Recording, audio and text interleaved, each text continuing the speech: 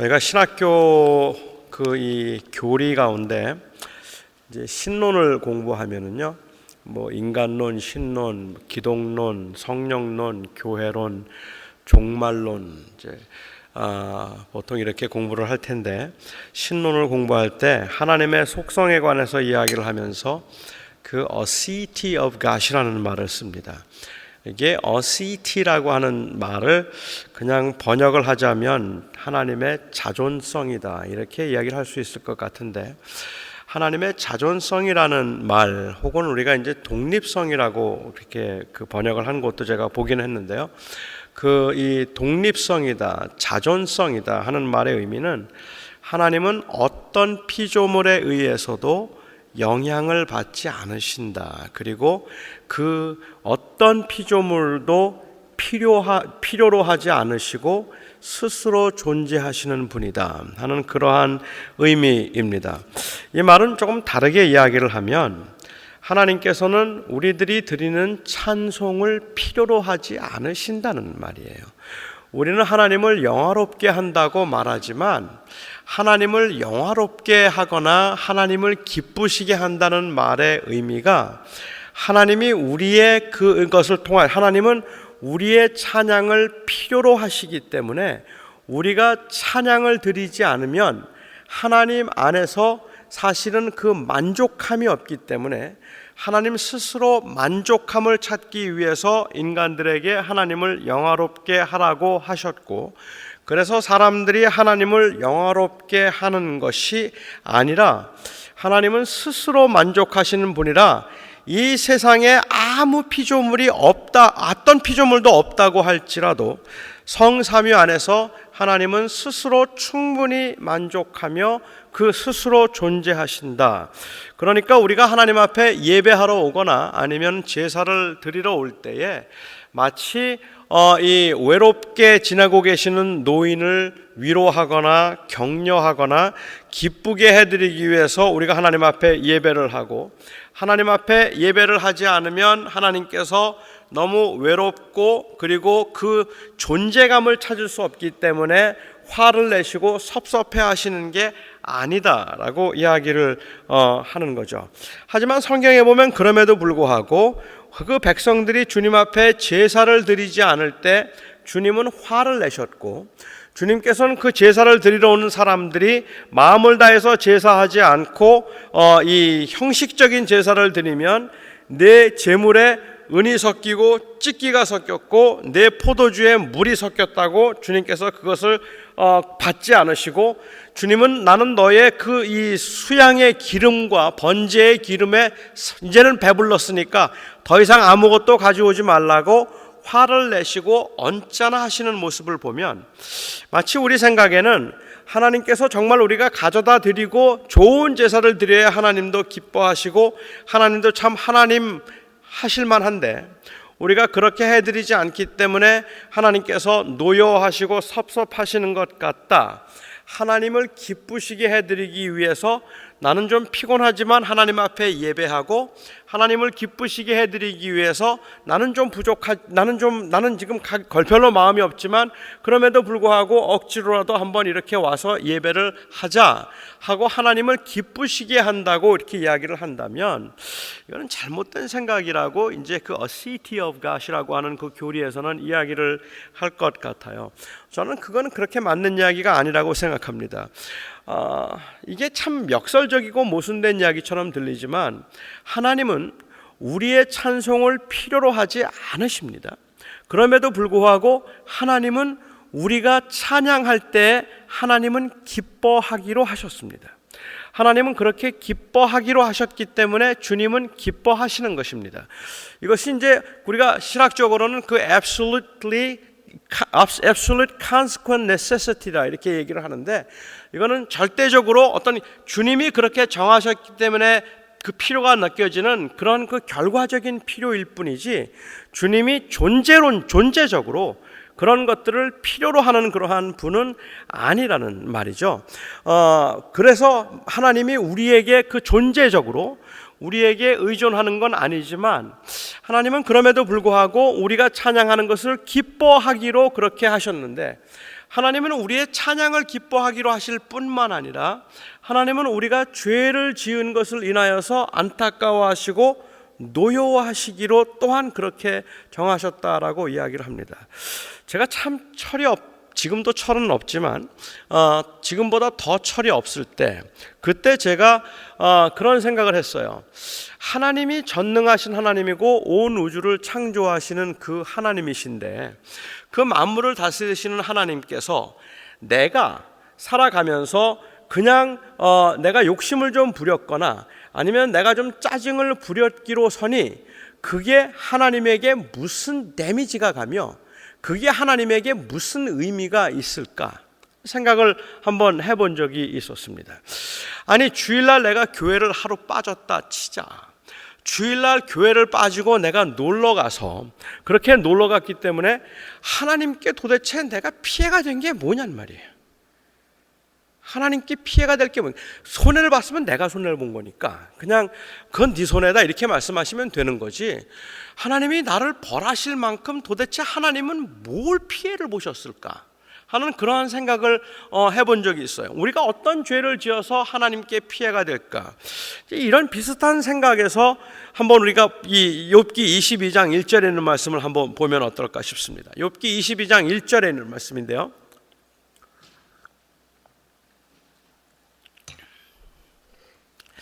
대만 사람 엘리바스가 대답하여 이르되 사람이 어찌 하나님께 유익하게 하겠느냐, 사람이 어떻게 하나님에게 베네핏을 줄 수 있겠느냐는 말입니다. 지혜로운 자도 자기에게 유익할 따름이니라.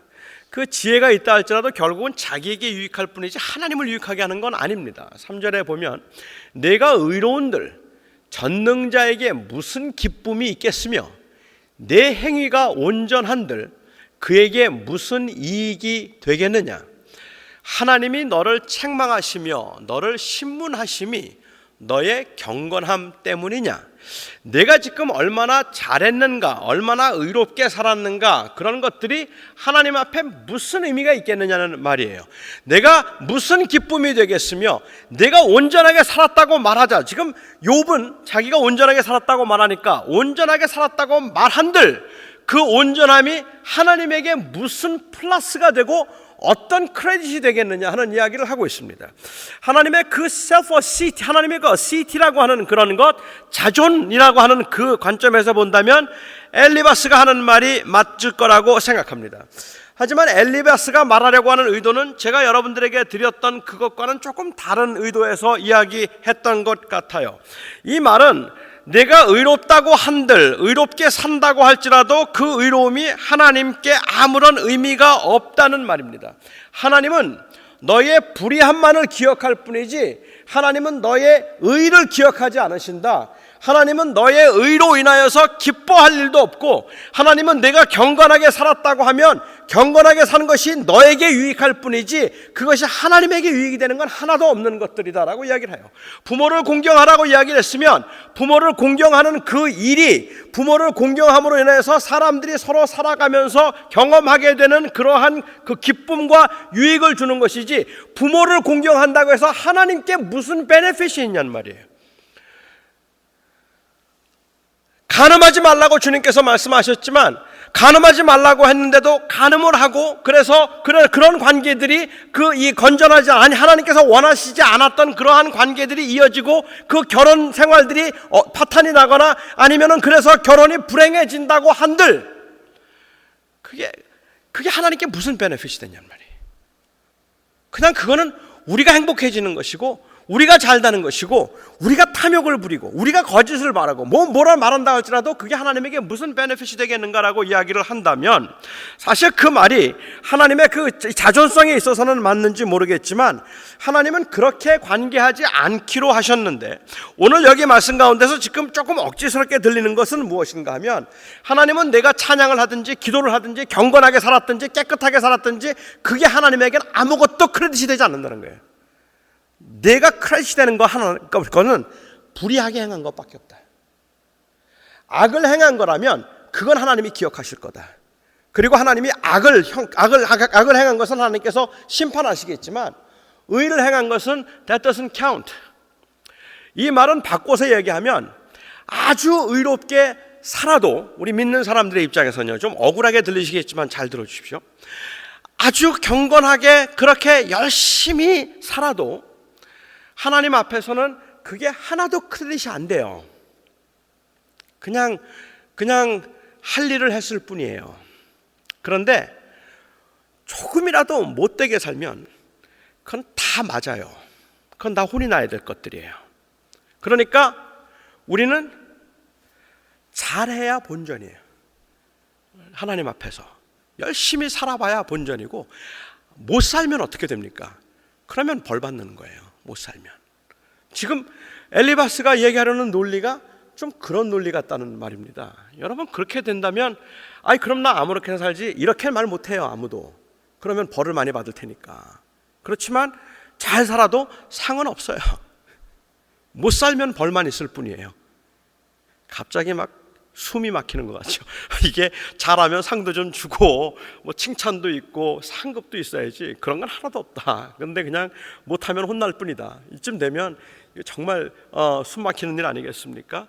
지금 사실 엘리바스가 이 욥이 의로움을 이야기하는 것처럼 보이니까 내가 말하는 그 의로움이라는 게 얼마나 하나님 앞에 허망한 것인가 하는 것을 강조하고, 그가 죄인이라는 것을 더 드러내도록 하기 위해서 지금 이 엘리바스의 경우는 이 신학적인 그러한 입장을 굉장히 푸시를 하고 있는 겁니다. 그렇게 푸시를 해서 말하기를, 사실은 하나님이 그렇지 않으시거든요.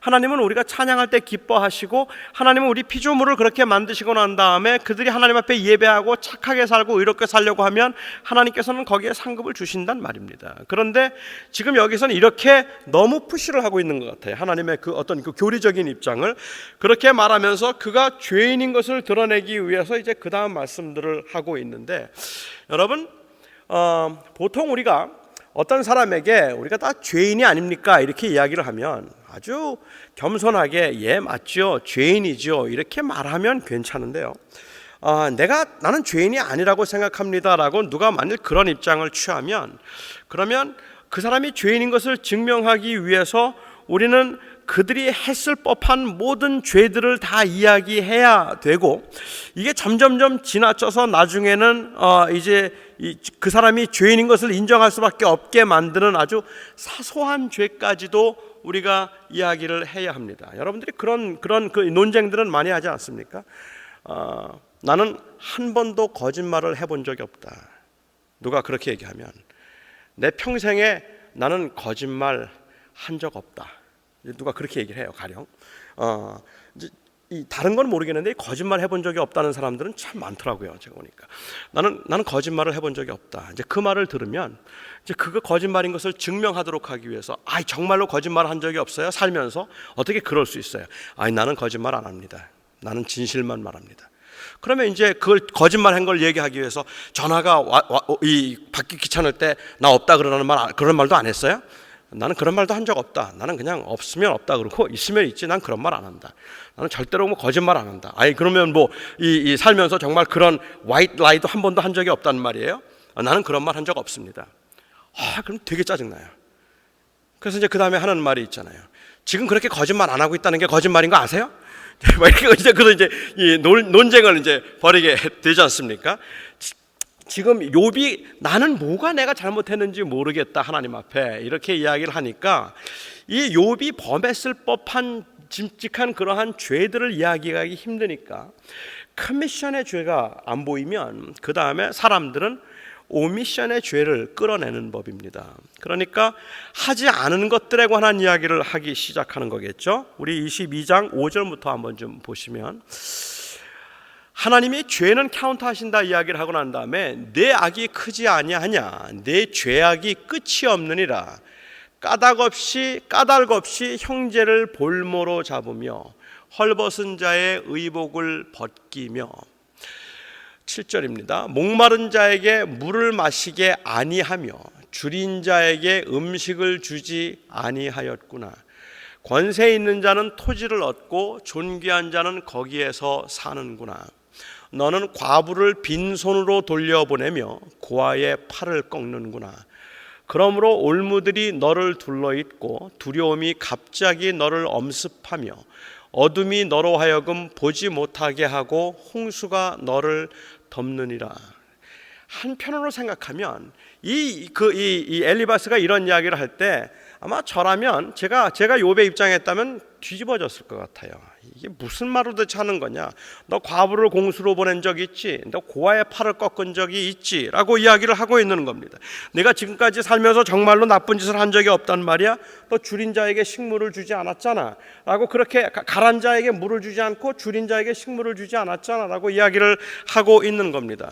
아마 우리는 보통 생각할 때 그런 이야기를 들으면 내가 언제 그런 적이 있느냐고 말을 할 수도 있을 것 같아요. 내가 언제 과부의 것을 빼앗으며 내가 언제 고아를 무시했는가라고 그렇게 말할 수도 있을 것 같습니다. 언제 내가 과부를 공수로 보낸 적이 있는가라고 이야기를 하고 있는데, 사실 지금 엘리바스가 이야기하려고 하는 것은 과부가 와서 도와달라고 하는 것을 몰인정하고 잔인하게 그를 핍박하거나 억압해서 쫓아낸 적이 있었잖아 라는 이야기를 하고 있는 것이 아니라, 내가 과부를 공수로 돌려보냈다는 이야기는 사실은 오미션의 죄를 이야기하고 있는 거라는 말이죠. 만약에 오미션의 죄를 이야기한다고 하면, 그렇다면 여기 있는 사람 중에서 한 사람에도 걸리지 않은 사람이 있습니까? 과부를 그냥 보내지 않은 적, 한 번도 그렇게 보내지 않고 늘 도와준 사람이 있는가 말입니다.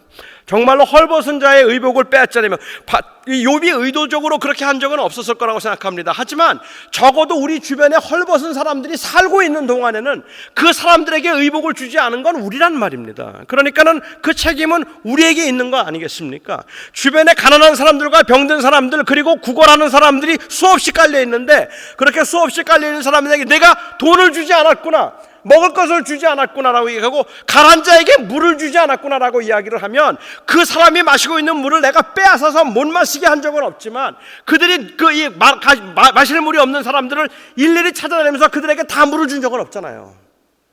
그러니까 죄인임을 증명함에 있어서 아마도 커미션의 죄로 사람의 죄를 증명할 수 없다면, 그 다음엔 오미션의 죄로 그 사람의 죄를 증명할 수는 있을 거라고 저는 생각합니다. 얼마든지 그렇게 할 수 있죠. 저라고 그 죄를 거기에 벗어날 수 있겠습니까? 제가 모든 세상 사람들을 다 도와준 게 아닌 거고, 제가 정말로 가난한 사람들, 주변에 있는 사람들, 그 굶주린 사람들을 보면서 저들을 위해서 내가 베풀어야 되겠고 베풀 적은 없잖아요. 그렇게 베풀지 않고, 그리고 우리는 하나님 앞에 할 말이 있죠. 달라 그런 적이 없는데, 나보고 와서 달라 그런 적이 없었습니다. 하지만 지금 엘리바스가 하라는 이야기는 달라고 할 때 안 줬잖아 라는 이야기를 하는 것이 아니라, 내가 그들이 공수로 가게 만들었잖아 라는 얘기를 하는 거죠. 너 그들 안 도와줬잖아. 할 말이 없을 겁니다. 근데 욥은요, 여기에 대해서 좀 답을 좀 다르게 하고 있습니다. 저는 만일 그냥 이게 커미션의 죄로 이야기했다면, 그렇다면 욥도 펄펄 뛰었을 것 같아요. 말도 안 되는 소리 하지 말아라. 지금 무슨 얘기를 하는 거냐? 내가 언제 억울한 사람들의 것을 뺐고, 언제 내가 과부를 공수로 보낸 적이 있고, 내가 언제 고아를 내가 헐벗게 한 적이 있었느냐? 이런 얘기 할 겁니다. 하지만 지금 엘리바스가 그가 죄인인 것을 끌어내기 위해서, 죄인이라는 것을 고백하도록 만들고 죄인인 것을 인정하도록 하기 위해서 지금 이렇게 오미션의 죄까지 끌어들여서 지금 이야기를 하는 것을 알고 있는 그 욥의 입장에서 생각해 볼 때는, 지금 자기를 합리화시키고자 하는 그러한 이야기를 하는 것은 별로 의미가 없다는 생각이 들었던 것 같아요. 여기에 대해서 변명을 하려고 하거나 그렇게 말하지 않고, 오히려 23장 1절, 24장에 가서 그가 보면 그는 좀 다른 이야기를 하고 있는 것을 우리가 볼 수 있습니다. 24장 1절부터 제가 드렸나요?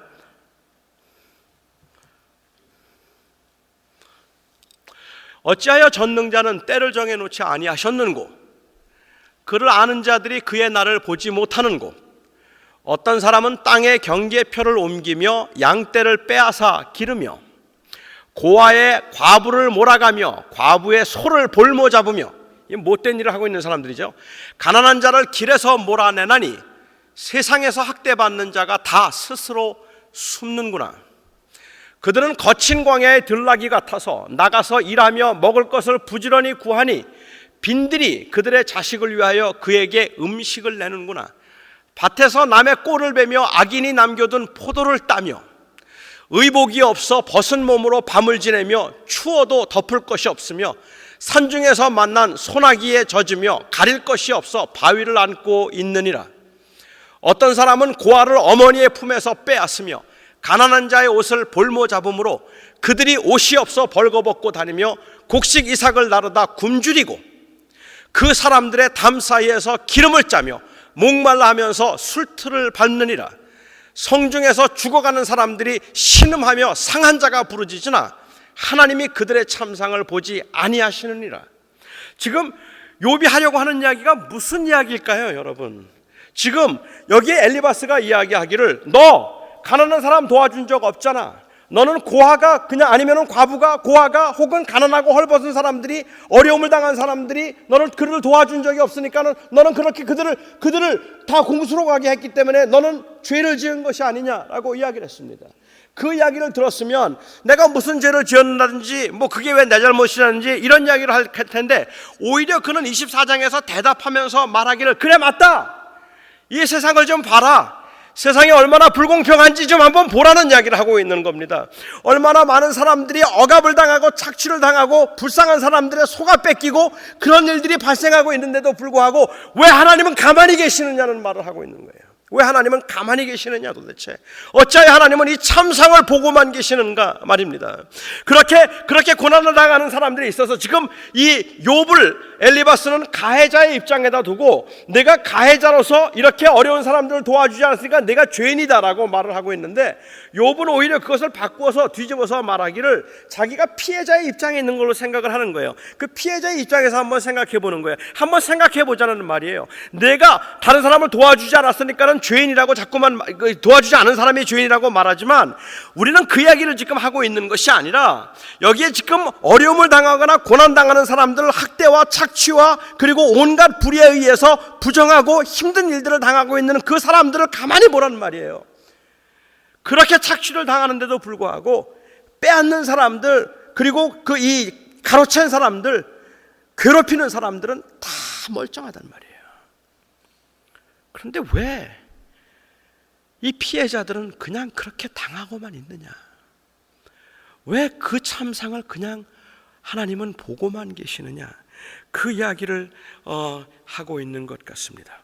억울하다는 해명을 그가 하려고 하기보다 지금 그가 이렇게 대답하는 이유는 제가 얘기는 그랬어요. 지금 엘리바스는 욥이 죄인인 것을 증명하기 위해서 지금 이 이야기를 지금 계속 끌어가고 있는 것이고 지금 이 욥의 입장은 내가 죄인이 아니라는 것을 말하고자 함이 그의 입장이 아니잖아요. 욥의 입장은 나는 죄인이 아니라는 것을 그 반론을 제기하기 위해서 그런 것이 아니라 처음부터 끝까지 욥이 지금 추구하고 있는 답은 무엇인가 하면 내 의를 말하는 것이 아니라 하나님 어디 계시냐는 말이에요. 하나님 도대체 지금 하나님 어디 계시냐는 말이에요. 그 하나님을 찾고 싶어서 지금 얘기하는 거예요. 내가 하는 말 맞다. 이렇게 억울하게 이렇게 힘들게 가는 사람들이 있고 다 사람들이 공수로 보내어서 그냥 그야말로 아무도 돌보지 않아서 굶어 죽어가는 사람들이 있고 자기 것들을 다 빼앗기고 착취당하는 사람들이 정말 많구나. 그런데 그들이 그렇게 착취를 당하는데 하나님은 어디 계신 거냐라고 얘기를 하는 거죠. 욥의 지금 입장은 욥이 지금 찾고 있는 것은 다른 게 아닙니다. 자기의 문제에 대한 신학적인 답을 찾고 있는 것이 아니라 욥은 하나님을 찾고 있는 거예요. 하나님 어디 계시냐? 하나님 뭐 하시냐? 그 이야기를 하는 거죠. 23장 1절부터 한번 저희가 다시 한번 보도록 할게요. 23장 1절입니다. 안 올라왔나요? 그냥 우리가 볼까요? 23장 1절.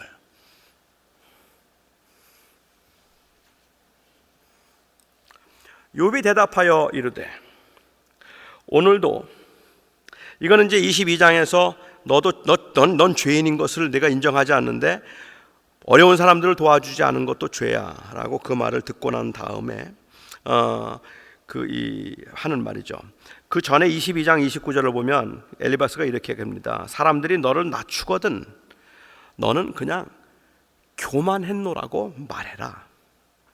하나님은 겸손한 자를 구원하시리라. 죄 없는 자가 아니라도 건지시리니 네 손이 깨끗함을 말미암아 건지심을 받으리라. 사람들이 너보고 죄인이라고 그러거든. 그냥 교만하지 말고 낮추어서 맞습니다. 죄인입니다. 이래라. 그러면 구원을 받는 거다. 그런데 왜 자꾸 죄인이 아니라고 말을 하느냐? 이렇게 지금 그가 죄인이라는 사실을 인정하도록 하기 위해서 지금 이 엘리바스는 이 대화를 끌어가고 있는 겁니다. 욥은 자기가 죄인이라는 것을 인정하느냐 안 인정하느냐의 문제가 아니라 욥의 경우에서는 아까도 말씀드린 것처럼 하나님을 찾고자 하는 것인데, 지금 이 사람들은 찾아와서 지금 그걸 설득하려고 하는 것이죠. 그런데 우리가 너무 많은 경우에 그렇게 하는 것 같다는 거예요.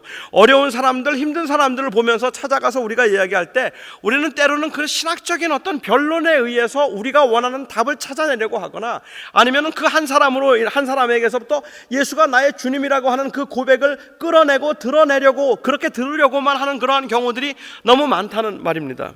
얼마 전에도 제가 어떤 한 분하고 상담을 했습니다.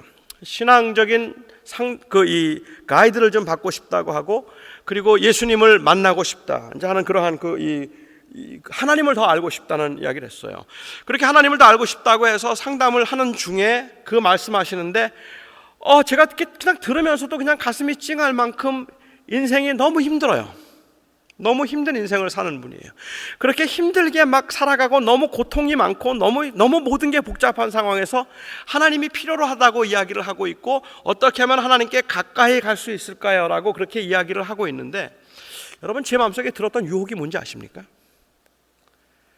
어떻게 하면 내가 하나님을 찾을 수 있을까요? 라고 묻고 있는 그분이 그 하나님을 찾게 만들고 있는 그 끔찍스러운 삶의 현장에서 하나님을 갈망하고 있는 그 마음을 살펴보려고 하기보다, 어떻게 하면 하나님을 알 수 있을까요? 라고 얘기하는데, 제 마음속에 드는 충동이요, 빨리 사형리 전하고 예수 믿는다는 고백을 받아내야 되겠구나, 그 충동이 들더라는 말이에요. 거기서 지금 예수를 구주라고 하는 동의를 받아내는 게 그렇게 중요한 일이겠습니까? 그 고백을 마음에서부터 우러나는 고백을 하도록 하기 위해서는 함께 하나님을 경험하고 찾아가는 게 더 중요하지 않겠습니까? 그런데 지금 빨리 내가 이걸 어떻게 내가 복음을 전해서 이 사람이 지금 예수를 구주로 영접하겠다고 말할까? 아마 그 상황에서 제가 이야기한다면 다 믿겠습니다라고 말할 것 같아요. 하지만 그렇게 다 믿겠습니다라는 말이 아니라, 내가 정말로 같이 그 엠패티를 할 수 있을까? 똑같은 마음을 제가 느끼고 그렇게 그를 이해할 수 있을까라고 생각하면, 엘리바스가 욥을 대하는 자세가 그랬던 것 같다는 말입니다. 그래서 23장에서 욥은 이야기를 합니다. 1절에 보면 욥이 대답하여 이르되, 오늘도 내게 반항하는 마음과 근심이 있나니 내가 받는 재앙이 탄식보다 무거움이라. 내가 어찌하면 하나님을 발견하고 그의 처소에 나아가랴. 어찌하면 그 앞에서 내가 호소하며 변론할 말을 내 입에 채우고 내게 말씀하시는 말씀을 내가 알며 내게 이르시는 것을 내게 깨달으랴. 그가 큰 권능을 가지시고 나와 더불어 다투시겠느냐? 아니로다. 도리어 내 말을 들으시리라. 거기서는 정직한 자가 그와 변론할 수 있은즉 내가 심판자에게서 영원히 벗어나리라. 지금 여기서 지금 이 하고 있는 이야기를 보면, 하나님은 나를 그렇게 대하지 않을 거라고 이야기를 하는 거예요. 하나님 앞에서 아마도 주님의 심판 앞에 설 수 있는 자들은 그냥 죄를 지적하거든 교만하지 말고 낮추는 사람을 하나님께서 원하시는 게 아니라 정직한 자를 하나님께서 원하실 것이라고 그가 이야기를 하면서, 지금 내 마음속에 답답해하고 있는 그 욥의 답답함은 무엇인가 하면 하나님을 향한 갈망인데, 너희들은 오히려 나의 근심을 더하게 하려고 하고 있지만, 내가 알고 있는 우리의 하나님은 하나님을 거부하는 게 아니잖아요. 하나님을 부인하는 게 아니잖아요. 하나님이 어떤 분인가를 부인하는 게 아니기 때문에, 내가 알고 있는 우리의 하나님은, 전능자 하나님은 권능을 가지고 와서 내가 뭘 잘못했는지, 내가 무엇이 틀렸는지 그것을 지적할 뿐이 아니라 오히려 나를 받아주실 분이라고는 확신하고 있는 거란 말입니다. 그러니까는 지금 나는 하나님만 만나면 돼요. 그 하나님만 만나면 하나님 앞에 내가 설 수 있을 것 같은 그런 마음 때문에 하나님을 갈망하고 있는 모습을 보고 있습니다. 7절을 보시면, 이 말씀은 제가 줬을 텐데 23장 7절에 보면은요, 거기서는 정직한 자와 그와 변론할 수 있은즉 내가 심판자에게서 영원히 벗어나리라. 그런데 8절에요, 내가 앞으로 가도 그가 아니 계시고 뒤로 가도 보이지 아니하며 그가 왼쪽에서 일하시나 내가 만날 수 없고 그가 오른쪽으로 돌이키시나 배울 수가 없구나. 여러분, 이제 사실은 지금 22장 3장까지 오면서 욥이 지금 처음으로 이 말을 하는 거예요. 욥은 지금. 그러니까 이제 드디어 그가 그 마음속에 있는 이야기를 지금 하고 있는 건데, 도대체 하나님은 어디 계시냐? 오른쪽으로 봐도 왼쪽으로 봐도 하나님은 분명히 오른쪽에서 일하고 계실 텐데, 그런데 나는 보이지가 않고, 또 오른쪽 왼쪽 오른쪽으로 봐도 하나님은 거기에 보이지 않으시는구나 라고 그렇게 답답한 이야기를 하고 있는 겁니다. C.S. 루이스가 여기에 대해서 말을 하기를, 이런 이야기를 그가 그 Grief Observer라는 책에서 했습니다. 제가 이거는 그냥 코트를 했는데 한번 보시면, 하나님은 어디에 계시는가? 사실 이것은 우리를 가장 혼란스럽게 하는 증상 중 하나이다. 행복할 때, 너무 행복해서 하나님이 필요 없다는 생각이 들지 않고, 너무 행복해서 나에게 무엇을 요구하시는 것이 마치 간섭하는 것 같다는 느낌이 들려는 유혹이 생길 때 정신을 차리고 감사와 찬양으로 그에게 향한다면 주님께서는 팔을 넓게 벌리고 당신을 환영해 주실 것이다. 적어도 그렇게 느끼기라도 할 것이다. 그러나 도움이 절실히 필요할 때, 다른 아무것도 도와줄 수 없을 때 주님께 가보라. 무엇을 찾는가? 마치 당신의 안전에서 문이 닫히고 안에서 이중으로 문을 걸어 잠그는 것 같지 않은가? 그리고는 정적이 흐른다. 오래 기다리면 기다릴수록 침묵은 더욱 강하게 엄습한다. 이는 무슨 의미인가? 왜 주님은 내가 형통할 때는 사령관과 같이 임하시면서 고난과 어려움의 때에는 계시지 않는다는 말인가? 제가 볼 때는 상당히 인사이트풀하게 지금 이야기를 썼다고 이렇게 얘기를 합니다. 그러니까 사람들이 행복할 때는 하나님을 느낀다는 말을 하고 있는 게 아닙니다. 지금 C.S. 루이스가 하는 이야기는, 사람들이 행복하고 형통할 때 그 형통에서 하나님 앞에 그것을 인하여 교만하지 않고 하나님 앞에 감사하고 하나님께 영광을 돌릴 때는, 그때는 그 영광을 받으시는 하나님이 거기에 계신 걸 다 느낀다고 얘기한다는 말이에요. 영광을 받으시는 그 하나님, 내가 형통함에도 불구하고 내가 교만해지지 않고 내가 모든 것이 잘나고 내가 너무너무 행복하다고 생각할 때도 그 행복에 안주하려고 하지 않고 오히려 주님을 더 찾아가려고 그렇게 하다 보면, 그렇게 찾아가려고 하는 사람들의 마음속에는 항상 기쁨이 충만하단 말이에요. 은혜가 충만하고 기쁨이 충만해서 하나님이 그 안에 함께 계시는 걸 느낀단 말이에요. 그렇게 하나님의 임재를 느끼는데, 정말 고통스러울 때, 정말 힘들 때, 그럴 때 하나님을 찾아가면, 그럴 때 하나님이 왜 거기에서는 그냥 정막만 흐르느냐는 말입니다. 하나님은 내가 형통하여서 내가 잘 되고 있을 때, 그때도 내가 그 잘됨과 나의 형통함을 내가 누리려고 하지 않고 하나님의 은혜입니다라고 말할 때는 누구나 하나님의 임재를 느끼고 그 하나님의 그 거룩하신 임재 앞에서 모두들 너무 감사한데, 내가 겸손하게 낮아질 때 그렇게 감사한데, 어찌하여 그렇게 거기에 계셨던 하나님께서 내가 힘들고 내가 어렵고 내가 갈망하고 내가 너무 답답해할 때, 그래서 하나님을 부르짖고 하나님을 찾을 때는 왜 하나님은 거기에 계시지 않는단 말인가? 점점 더 침묵만 강하게 우리 엄습한다는 말인가? 여러분, 이게 우리가 경험하는 일 아닙니까? 솔직히 그렇지 않은가요? 사실이 그렇지 않은가요? 어려울 때일수록 주님을 더 잘 느끼십니까? 너무너무 힘들었을 때 주님의 도우심을 강하게 느끼셨습니까? 있겠죠. 그런 순간들이 있겠죠. 외롭고 힘들고 어찌할 바를 모르고 감당할 수 없어서 하나님 앞에 기도할 때 하나님은 마치 침묵하시는 것처럼 그렇게 느껴져서 답답함을 지금 욥이 말하고 있는 거예요. 미치겠단 말이에요. 지금 도대체 왜 내가 이런 고난을 당해야 되는지, 어찌하여서 내가 이렇게 몽땅 한꺼번에 다 잃어버려야 되는지 감당할 수가 없고 너무 힘들어 죽겠는데, 그래서 하나님 한번 만나서 주님 내가 왜 이래야 됩니까? 한번 물어보고 싶고, 주님께서 그냥 내 뜻이 있으니까 그런 줄 알아라라고 말씀이라도 해주시면, 침묵하지 말고 그 말씀이라도 하시면 참겠단 말이에요. 그런데 어찌하여서 내가 이렇게 부르짖고 이렇게 힘들어하고 있는데도 아무 말씀을 주님께서는 하지 않으시는가? 도대체 이 주님은 어디에 계시는가 하고 그 주님을 찾고 있는 모습입니다. 그런데 이 욥이요, 그냥 이렇게 주님을 찾는 모습에서 답답함과 좌절과 분노만 이야기한다면 물론 문제가 있겠죠.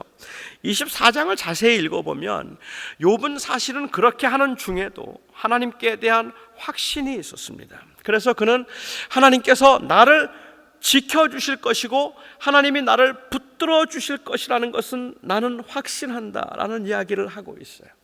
하나님께서 나를 건져 주실 것이라는 것은 내가 틀림없이 확신하고, 하나님이 나와 함께 하셔서 이 일 가운데 하나님의 계획과 하나님의 목적이 있다는 것, 나는 그것을 믿는다.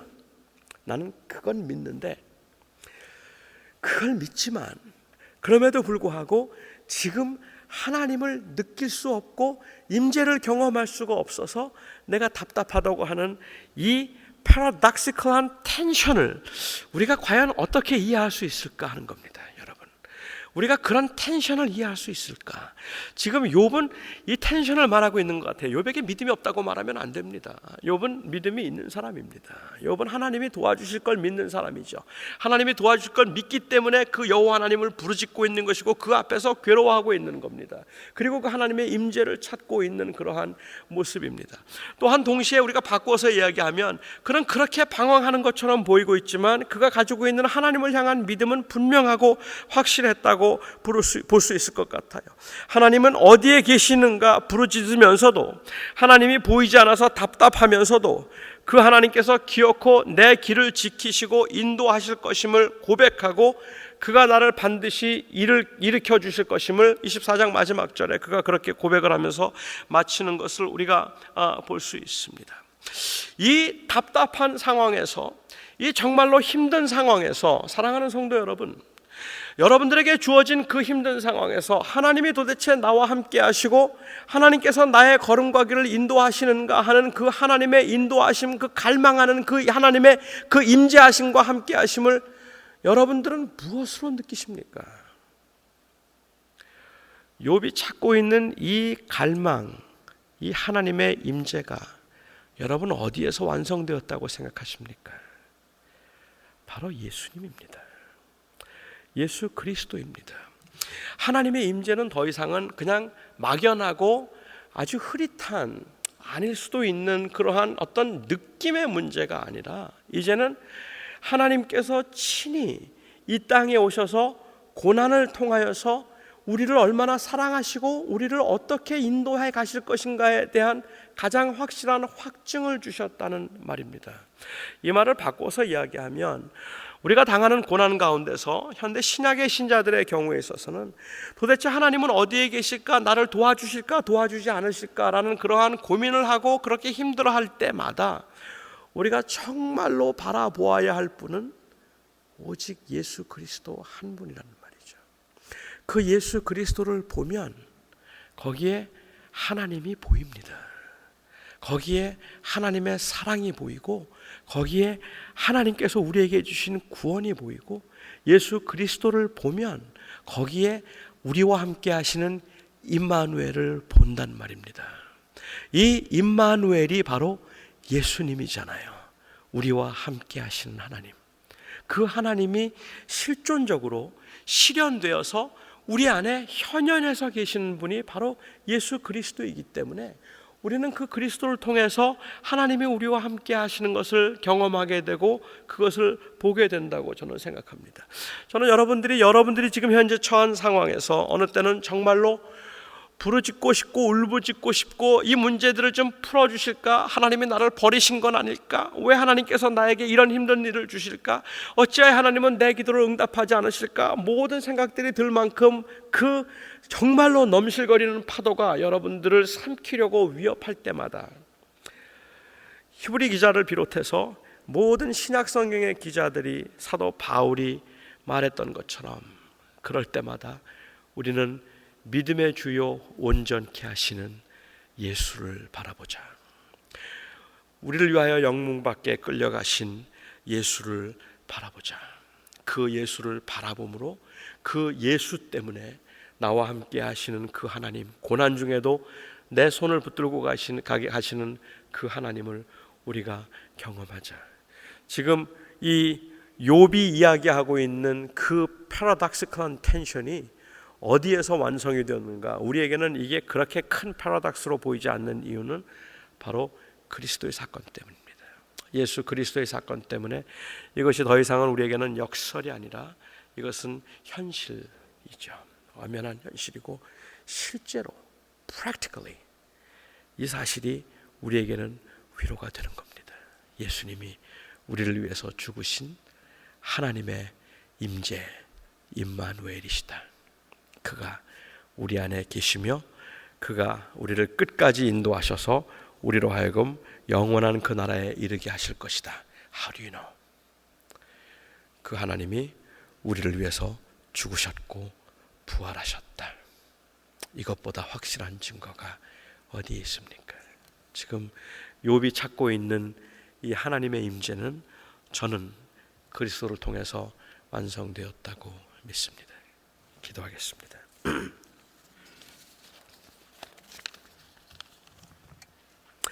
나의 아버지 하나님,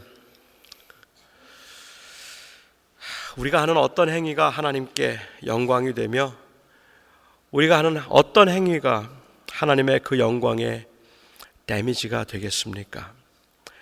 스스로 자존하시는 분이 우리를 사랑하셔서 이 땅에 보내주셨고 죄로 인하여서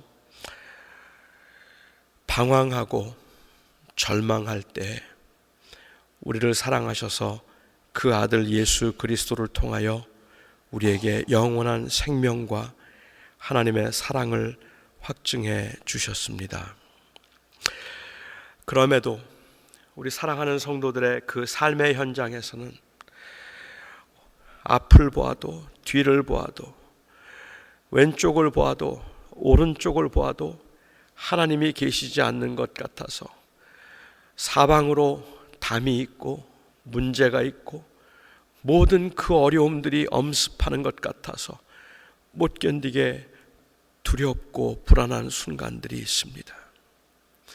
아버지 하나님, 지금 이 자리에도 하나님 앞에 나온 사랑하는 성도들 중엔 조금만 깊이 생각하면 밤잠을 이루지 못할 만큼 너무 억울하고 그리고 너무 불안한 삶의 현실 가운데 있는 분들이 있습니다. 아버지 하나님, 하나님이 도와주실 것이라는, 그래서 이 문제 다 해결될 것이라는 그 막연한 것에 대한 희망 때문에 우리가 새 힘을 얻기보다는 이러한 그 사방으로 막힌 것 같고 우겨쌈을 당한 것 같은 현실에서도 우리가 쌓이지 아니하고 우리가 그렇게 아주 망하지 않는 하나님의 임재, 하나님의 현현, 예수 그리스도가 우리의 하나님이시며 우리와 함께 하시는 그 주님이심을 우리가 분명하게 믿음으로 그 소망으로 고난의 순간들을 극복할 수 있기를 원합니다. 하나님께서 우리 사랑하는 성도들의 마음을 그렇게 위로하시며 오늘도 그 예수 그리스도만을 온전히 바라봄으로 낙심하지 않고 새 힘을 얻을 수 있게 하시고 그리하기 위하여 오늘 이 밤에도 주님의 임재를 사모하오니 주의 은혜로 예수 그리스도의 은혜로 임재를 사모하는 모든 사랑하는 성도들의 마음을 시원케 하여 주시옵소서. 예수님의 이름으로 기도하옵나이다. 아멘. 아멘. 아멘.